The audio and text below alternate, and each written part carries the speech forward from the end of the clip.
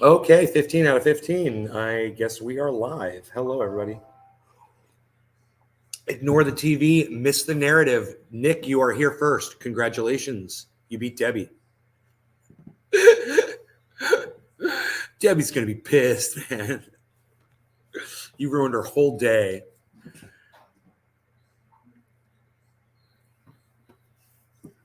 You're gonna feel like a bump on your knee that's bad. It's the brace that I put on him. And I told him to take it off by midday. The dings.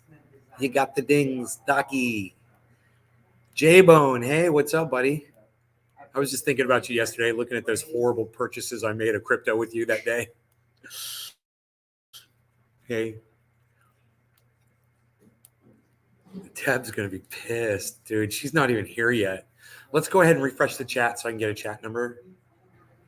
But I have said hello to all of you so far that I've seen. So J-Bone says Docky Hollandaise, says J-Bone. Trendy Nick. Hey, Jay, Doc, and Trendy. You guys are all saying hey to each other. You guys know you can all talk to each other on Twitter. Two-Wheeled Scotsman. What's up, buddy? How's it going, man? Gordon, right? It's Gordon, right? Two-Wheeled Scotsman's Gordon. Let me know, man. Bronco, good morning, Bronco. Debbie, good morning. She's late, but she's here. Completely different market now to what it was when we made those trades. I don't care, bro. I'm still hanging on to them, bro. I hung on to both of those, man, and I'm just waiting. I'm just waiting still. It's been a year, bro. I'm still waiting. Yeah, it's Gordon. You never forget. Oh, good, man. It's Gordon. It's the first trendy. Gordon is the first trendy, guys. The very first trendy from Trendy As Dabbers. He's always secured that. Trendy Nay reporting in. I love it. That's it. So, my mother and I had a good conversation this morning about that gentleman that was the professor emeritus from Princeton University of Russian Relations, talking about in 2015 about how Ukraine was headed for a war with Russia and what America was doing and how they were funding NATO installations and Ukraine was trying to get into NATO and enticing, basically just poking the stick at Russia. And I've made some progress with my mom this morning, finally, a little bit of progress, which was good. It was really good, man. She's like, this just gets me upset. I'm like, you know what gets you more upset? Is thinking that all of these poor, innocent people in Ukraine, like they've got no hand in this or that America has no hand in this. And they want to turn you 100% against Russia and not tell you that this was partly America's fault too and Ukraine's fault too. And, it's violent and it sucks. But I told her America does the same thing. We go around the world and we murder people every day with our drones and our rockets and our bombs.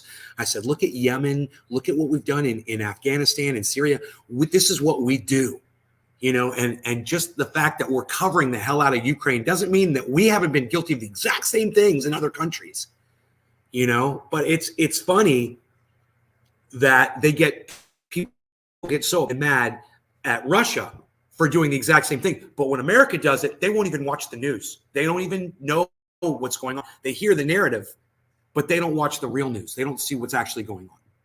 And unfortunately, when you watch TV, you only get the narrative. You only get what Joe Biden and Kamala Harris want you to hear. That's it. Nothing else. You're not getting any kind of bias. You're not getting any kind of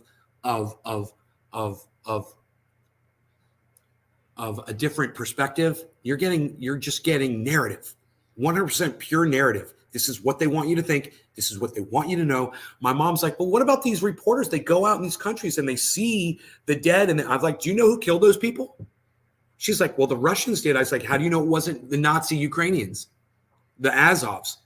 She's like, Nazis. I'm like, there's Nazis. There's like 5% of them. She doesn't know any of this. So it's just important, I believe, that you get all of the information. Have this building BIOS that has like over 100 pounds of inside it.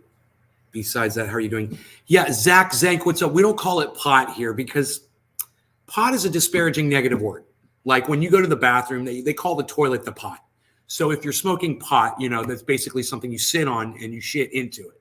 So we call it cannabis only on the show. Just so you know, Zach, you can join us and call it cannabis too. We love it. That's why we use a term of endearment for it instead of a negative term like weed or dope or marijuana, which is racist and a made up bullshit word. So we call it cannabis. I hope that explains a lot to you. But welcome to the show, Zach. Join us. Yeah, join the enlightened bunch. You'll always have that title. Yeah, the very first trendy, bro. You will. You are the first trendy, bro. So as you guys can see, I got this bong sitting here. It's pretty clean. I went over to my friends last night, and me and my buddy Billy and my other friend, and we got high and we had fun. We talked, but something happened to my buddy last night. I want to talk to you guys about that. A little anecdotal story. We'll get into that in a minute. My buddy Billy. I love when you educate people on the reason it's cannabis. It doesn't help me anymore. It's my trade, man. I've done a lot of work with. It doesn't help me anymore. It's my trade, man. If it's your trade, then it seems like it does help you. It's making you money, right? Well, then you should love it for that. If it's your trade, I don't know. I don't understand what you're saying there. The first trendy, now that's a title. It is. And he comes back to the show. You think about that. He was the first one, and he still comes back to say hello. Even though he's got his own thing going on, he's trying to live over there. Trying to get through life is the way all day with Trendy Nate. Thanks, Seymour. All right, so I got this blueberry. I brought over that OG Kush. I smoked it with my friends. I got them really high. We had a lot of fun. I took a couple of pictures. I'll show you of us hanging out last night. Carol, good morning. Fucking legend right there at Two Wheeled Scotsman. Yup. Hey. Bossing life there. I miss OG Kush. Well, right now I'm going to hit a little blueberry just to get started. And I don't know. Actually, I'm thinking about putting a little dab on top and being special. Lee Spanner. What's up, Lee? From Twitch. Hey, I haven't seen you. It's Pee Wee Lee. Pee Wee Lee, what's up, buddy? Got some OG Kush ATM at the moment. Tropicana cookies, live rosin. Ooh, hoo. Ooh, hoo, hoo, hoo, ha, hoo, hoo. Wow. All right, so we're just going to take a little bit of this, right? I'm going to do this a special way. I'm going to just try. There we go. You guys can't see what I'm doing here. I want you to see what I'm doing. I'm setting this like this straight up.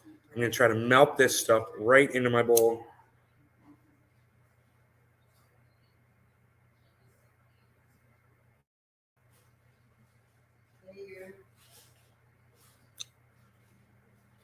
It's perfect. I just did the perfect drop. Look at this. Look at that button. And look at the button on top of that. Wonder Twin powers activated. Zan, form of a glass bong. Jaina, form of ice water.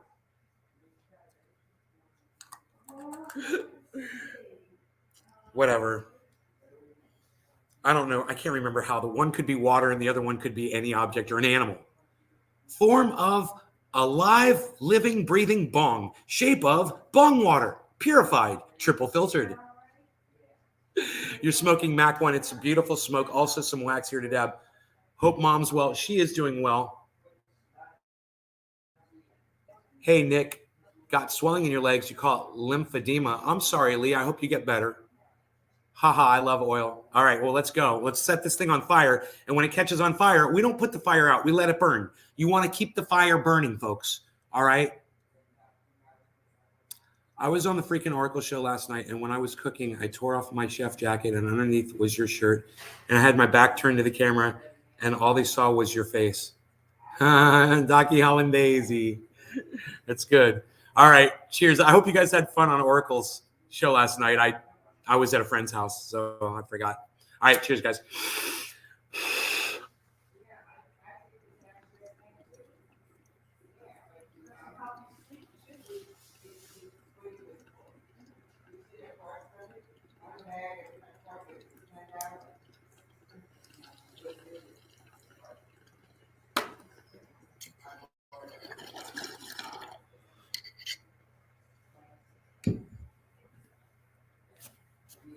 Big bong rip. Have I gone to Disney? Yeah, I grew up in Florida. I was there when I was a kid.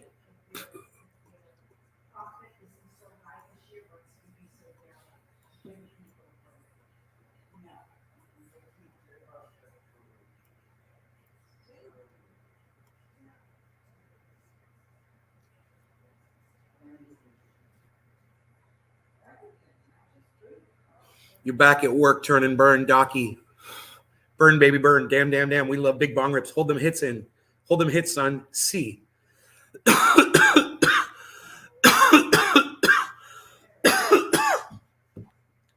That was tasty flavors. And a little bit of a sweat. Among other things. When your whole metabolism kicks in after a dab and you're like, thanks, Mom. Nice. A little citrus in the morning.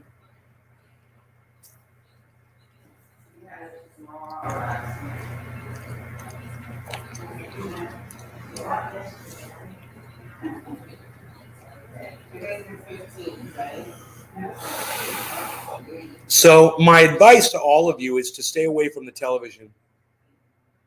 You know, we've got one in every room in this home, and they're all on all the time, you know, for the most part. Any room my mom is in. And many times she will have on mainstream media news, and it's just poison. It's straight freaking poison. And the newspapers know better. You wouldn't believe. We're going to talk about critical race theory here in a second.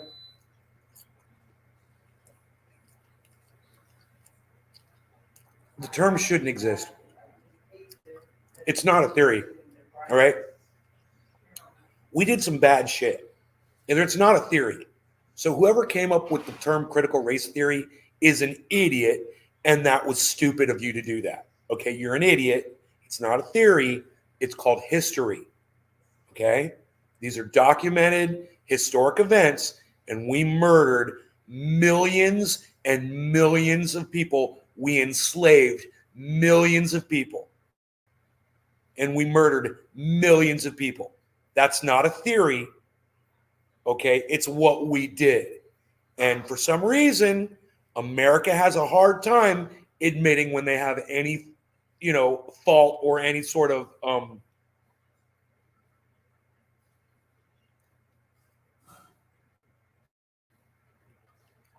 responsibility involving wrongdoing.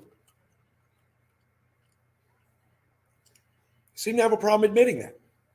It's really hard for us to come to terms with the fact that we've done some really bad things. We still do some really bad things. Systemic racism, that's bad. You know, that should end. But the narrative that I see on television, that paints a picture that's false. And it makes you believe that everything's just hunky-dory and everybody's perfect. Everything's fine. Everything's fine. Everything's fine. Everything's fine.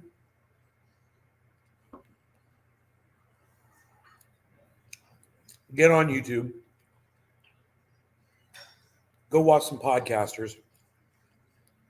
Get on Twitter. Click on some video links. Go watch some seminars and some some speeches and some events. And keep it real with yourselves. Because that picture that they're painting for you, that's a fantasy land. That's a lie, and that's bullshit. You don't even know what you're seeing. You've got nothing to base it off of, nothing to compare it to. Mom producing that vitamin C in raw form, she looks after you well. Yes, she does. Oh, your fat hand hit C by accident while you were coughing. I was wondering what that C was. I was like, C's for cannabis. Mainstream media is so fucking shit and cringe. Man, I see a pile of dead, burnt bodies on TV. I know, my mom did too. You know, and then they send her letters in the mail asking her for money. You know, please pay us for these poor children and this war that we could have prevented, the war that we fed. We built this war. And in 2015, man, 7 years ago, we were warned that this was going to happen. We could have stopped it. But this man was ignored. Now you've seen it. Now I've shown you the video and you've heard him speak.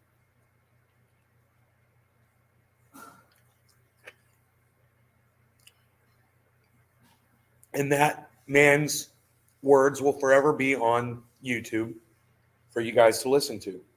And you'll always know the truth. That back in 2015, more than one person saw this coming, warned the world. You know, Professor Emeritus from Princeton University of Russian Relations studied it. He said for 50 years he'd been studying Russia.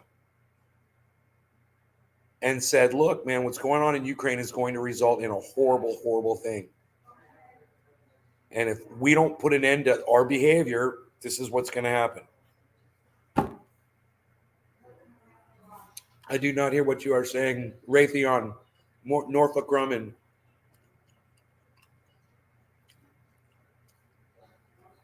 Martin. Who's Martin with now? Martin Lockheed Martin. Right?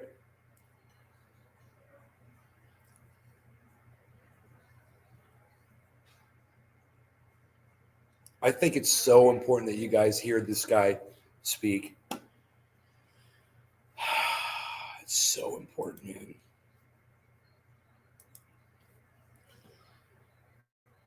And you understand that this was in 2015.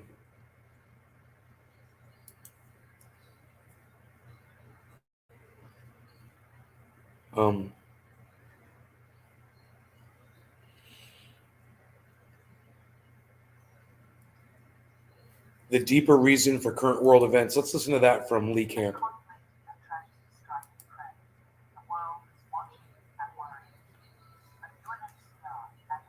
Really?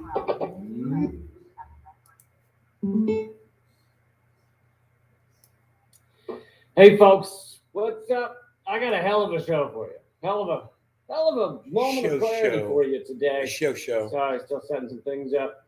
Thanks for joining me. Please take a second to share this, to let people know. As you I'm going to speed him up.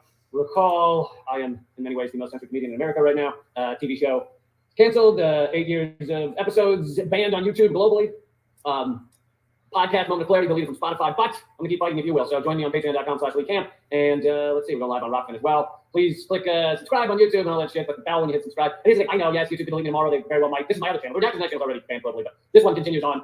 Or you might be watching me on Rockfin, where hopefully I don't see them banning me anytime soon. But I'm gonna help you for you. However, and let me just, this is what I'll lead with. This is how we know that my stuff and a lot of the great content that you've been probably learning from, gaining from on Ukraine and what's going on in Ukraine, it could be banned from YouTube very soon. Google just wrote this, and I'm sorry I can't put it up on the screen. I don't have it. Did you guys remember? This is I bet you he's going to talk about the email that I told you guys about a couple days ago that I got. It said any discussion, any disagreement with the narrative, if you condone the war, if you blah blah blah, if you blah blah blah, your content will be unmonetized on YouTube. Is that what he's about to say? On Google. Hey, Danny Anderson. Hey, Stephen Wyman. Good morning from Vermont. What's up, buddy? Philip Larson, I just left Ukraine for a week ago. Philip Larson. There at the moment. But they sent out an email saying, "Dear publisher," this is from so Google owns YouTube, most of you know. They said, "Dear publisher, due to the war in Ukraine, we will pause monetization of content that exploits, dismisses, or condones the war." Now, that may sound kind of positive. Oh, great. They're going to, all right, yeah, don't condone war. Cool. But what do they call condoning the war, right? Basically, if you don't give exactly the U.S. Western propaganda outlook of what's going on in Ukraine, then you are, quote unquote, condoning the war. Even though I've said a million times, I am anti-war. I'm anti the Russian invasion of Ukraine. I'm anti the expansion of NATO. I'm anti-Nazi. I'm anti all those things. This man speaks for me. Understand that's why we're listening to him. Because every time I listen to Lee Camp, I agree with everything he says. Now, when you watch my show, if you appreciate what I say, then you should definitely appreciate what he says, and you should enjoy getting high with me and watching and listening to what he has to say. Yeah, oh my goodness, you can be all those things at once. What? Who would have said that? Thank you, Bella, for the donation. Very kind of you. So to continue, they say, please note, we have already been enforcing on claims related to the war in Ukraine when they violated existing policies. Keep in mind, this is Google AdSense, which owns YouTube. They haven't banned anything that Fox News has ever done. Fox News has never put up a video. And I'm just throwing Fox News out there, obviously, also CNN, MSNBC, any of them. Never once has YouTube been like, yeah, Fox News, you put up racist content, we're going to demonetize it. No, Fox News is legit and excellent, according to YouTube. So is CNN, so is MSNBC. They say this pause includes, but is not limited to, claims that imply victims are responsible for their own tragedy or similar instances of victim blaming, such as claims that Ukraine is committing genocide or deliberately attacking its own citizens. I mean, it's hilarious. This is kind of like Donbass, 2014, Ukraine attacked Russian nationals, their own citizens. They shelled them, and over the years, Ukraine attacked their own citizens and has murdered 14,000 ethnic Russians. Let's see what Lee Camp has to say. A couple of years ago, the CEO of YouTube said they had decreased viewing of what do they call it? Extremist content, I believe, by 70%, which sounds great. Oh, great. They're not showing people Nazi videos anymore. Guess what? Extremist content, they consider this extremist content. They consider what you and I are doing right now extremist content.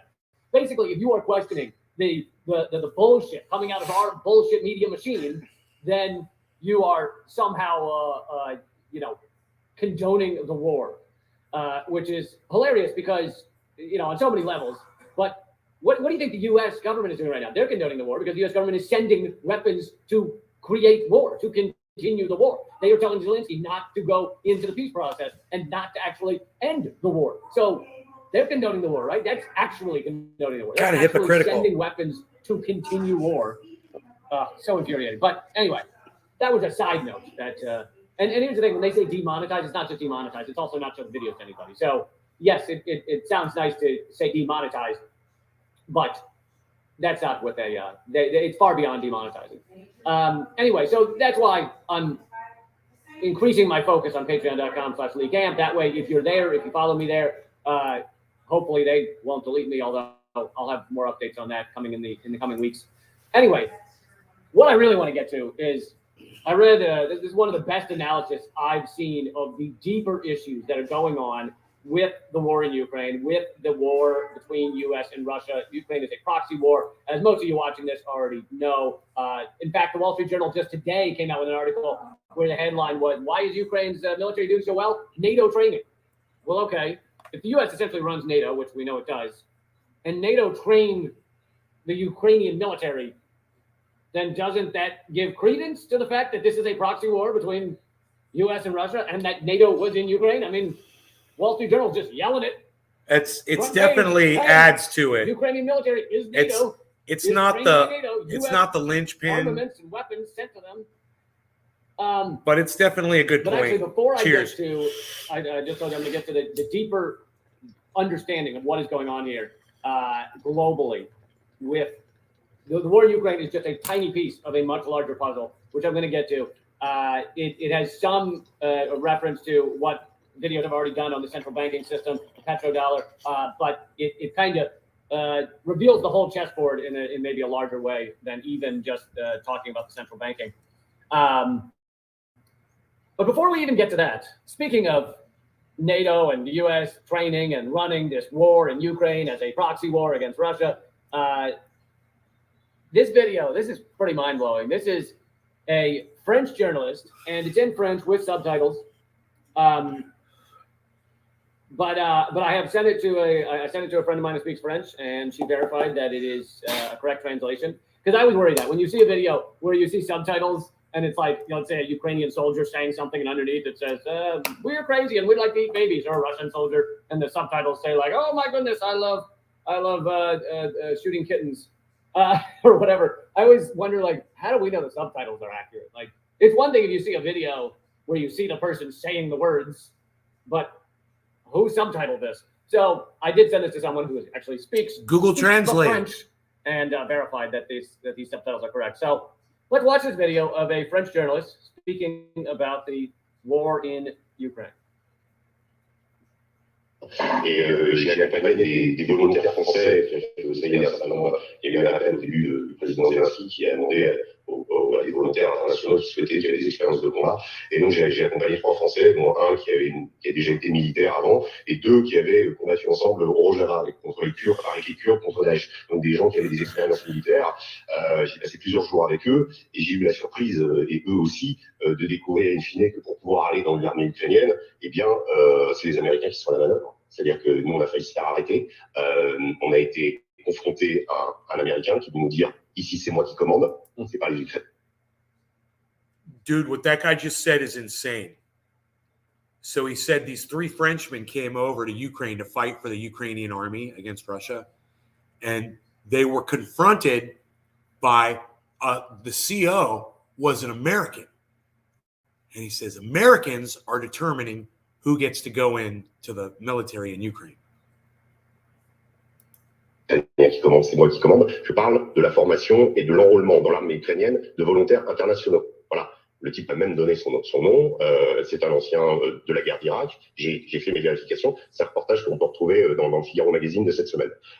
J'ai été extrêmement surpris de la violence des propos de cet Américain, du fait qu'il nous a pris pour des volontaires au début, quand il a vu qu'on était des journalistes, il nous a dit dégager, après il était un peu plus...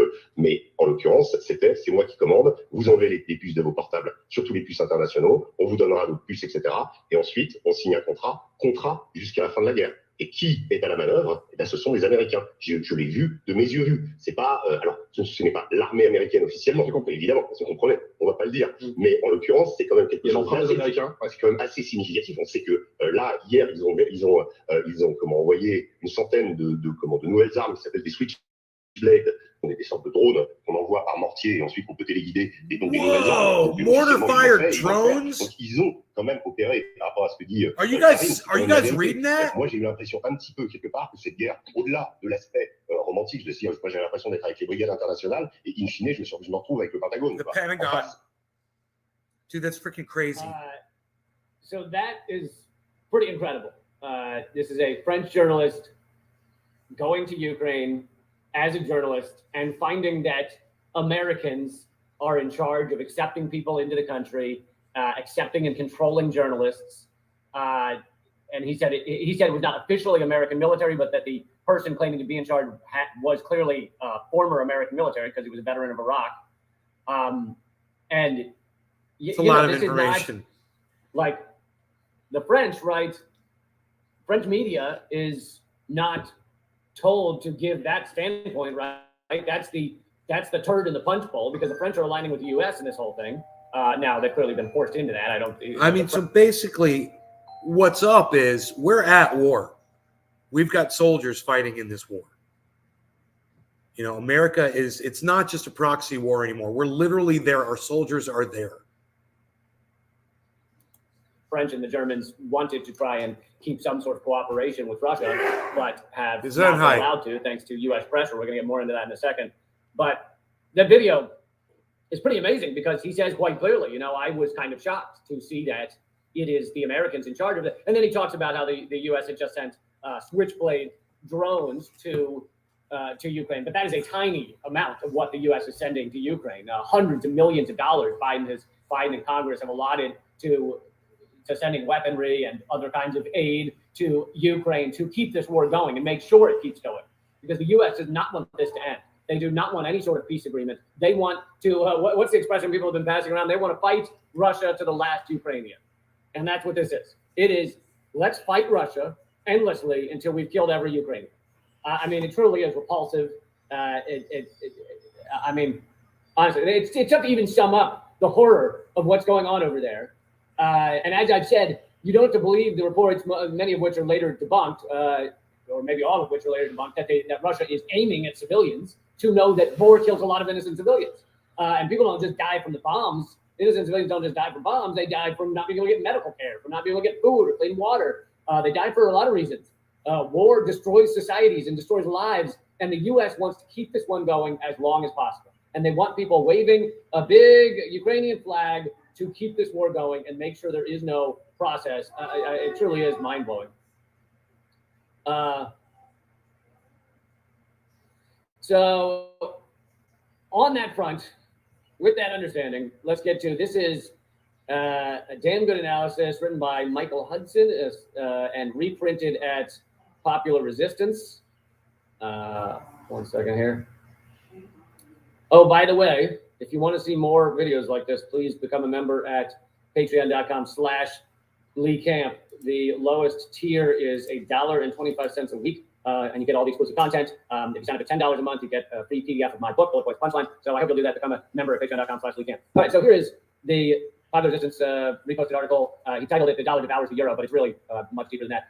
So I want to dig into some of this because I think it is really an impressive analysis. So he says, it's not clear that today's escalation of the new Cold War was planned over a year ago with serious strategy associated with America's plan to block Nord Stream 2 as part of the aim of blocking Western Europe and NATO from seeking prosperity by mutual trade and investment with China and Russia. So do you remember when we talked about Ted Cruz on here and that Nord Stream 2 pipeline and him blocking those? Do you remember that? And I said, Ted Cruz, I don't appreciate what he's doing. You know, he's trying to block that pipeline. And I said, if Russia wants energy and they want to do business with Germany, I said, who the fuck are we to block that Nord Stream 2 pipeline? Remember, we talked about this before that Ukrainian war thing started. You guys remember? We talked about it on the show. And what I'd said about Ted Cruz was it's interesting to see a politician, though, using his power to get his words out there, unlike, you know, where you see like the Squad, they'll get on Twitter and tweet shit. Ted Cruz is actually holding up legislation, you know, like force the vote would have been great. It's the Squad, you know, stuff like that. You know, use your power. You know, you become a one-term politician like AOC said she would do to pass important legislation. Whatever. Didn't happen. Not going to happen. So Nord Stream 2, many of you may already know, giant pipeline, massive pipeline that had already been constructed between Russia and Germany. And Europe gets 40% of their oil, their gas from Russia. Now they're trying urgently to undo that, thanks to what's going on right now. But it doesn't, you know, it's not changing tomorrow. And Russia has just demanded that they pay in rubles, which has helped the price of the ruble. And Russia did that in response to all the sanctions against them. But the U.S., it was very evident, I mean, to those that are paying attention, that the U.S. was going to find some sort of way to stop not just that pipeline, but the Belt and Road Initiative coming from China to up to the EU, other economic arrangements, that cooperation that was happening increasingly between Russia, China, and the EU. And so here we have it. Now, you may say, well, Putin's the one who invaded. It's true, but the U.S. knew what they were doing by encircling and filling Ukraine with NATO weaponry and et cetera. Anyway, we'll get more into that. Getting ahead of myself. As President Biden in U.S. national security reports announced, China was seen as the major enemy. China's growth was recognized as posing the ultimate terror, prosperity through socialism. Now, most of you know, China's not fully socialist. There's a lot of capitalism and capitalist money in China.